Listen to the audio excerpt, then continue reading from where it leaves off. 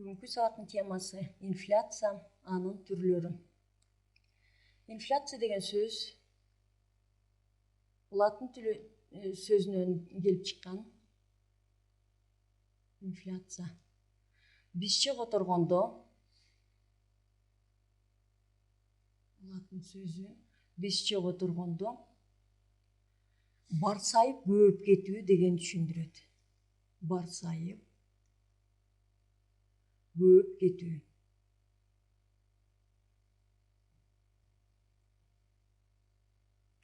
Барсайып көбөйүп кетүү.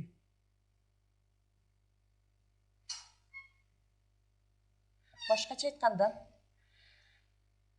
акча массасы өндүрүлгөн товарлардын санын, анын баасына көбөйткөндөгү жана акчанын жүгүрүү ылдамдыгына түздөн түз көз каранды экен. Ал эми акча массасы көбөйүп кетсе, жогору болуп, ички дүң продукт же болбосо башкача айтканда ушул товарлардын саны жана алардын баасынын, товарлардын санына караганда анын баасынын көтөрүлүп кетиши,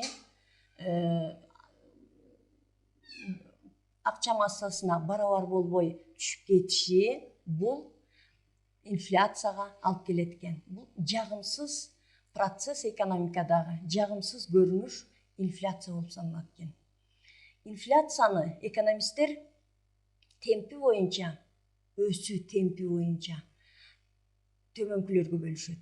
Жай инфляция. Башкача айтканда, мына Кыргызстанда жай инфляция болуп атат. 2012 жылдын азыркы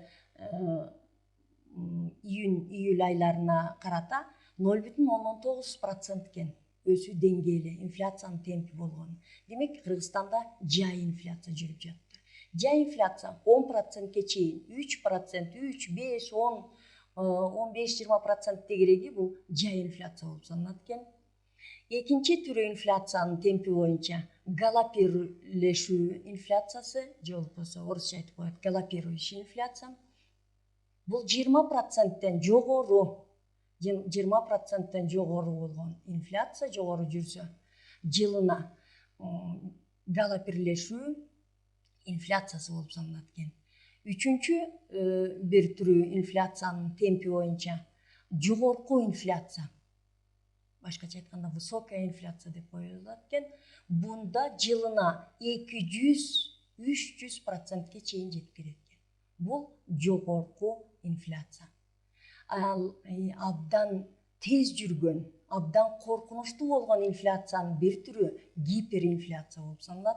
Гиперинфляция болгондо бул күнүнө, жумасына керек болсо 40-50%тен акчанын күчүнүн кетиши, сатып алуучулук күчүнүн кетиши 40-50% күнүнө болуп саналат экен. Саатына, минутасына ушунчалык акчанын баркы кетет экен дагы. Жылына акчанын күчүнүн кетиши же болбосо сатып алуучулук күчүнүн кетиши 1000%ке чейин жеткен убакыт болот экен. Мындай учурлар 1922 жылдары, 24 жылдары Германияда болгон экен. Катуу инфляция болгон.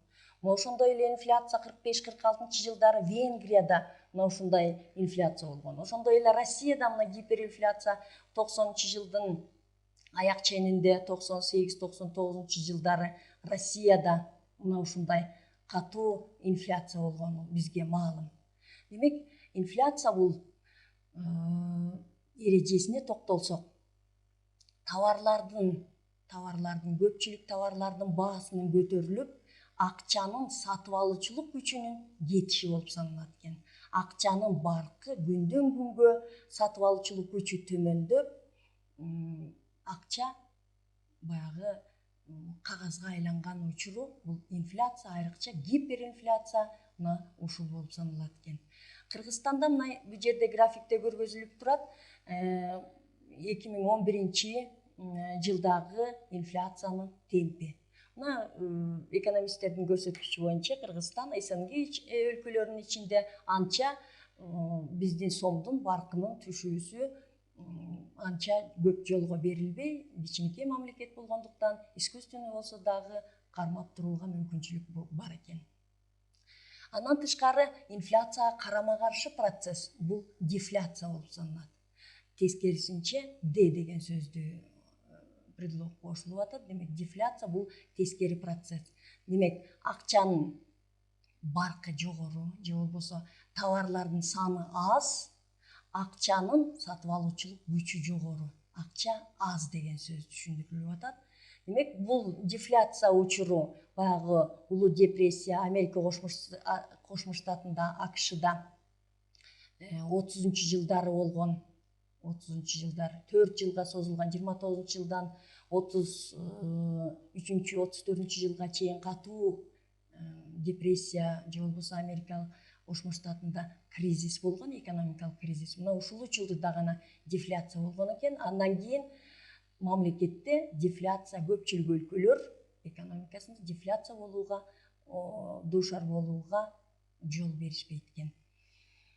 Ал эми бул темпи боюнча инфляциянын бөлүнүшү кетти. Жай, галопирующий, жогорку инфляция, гиперинфляция, жабык инфляция.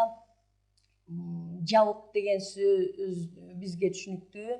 Бул качан мамлекет тарабынан СССР учурунда 80-жылдардын аягында жабык инфляция болгон, баа мамлекет тарабынан коюлган, баа өзгөрүлгөн эмес эч кандай. Чындыгында суроо инфляциясы, чыгымдар инфляциясы болгондугу белгилүү болгон. Демек бул темпи боюнча. Ал эми экономисттер дагы инфляцияны экиге бөлүшөт. Жүрүшү боюнча суроо талап инфляциясы, анан чыгымдар инфляциясы деп. Суроо талап инфляциясы качан көп акча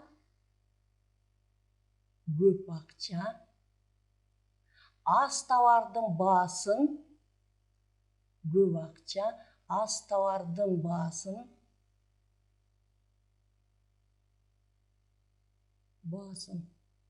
кууп жете албай турган учур.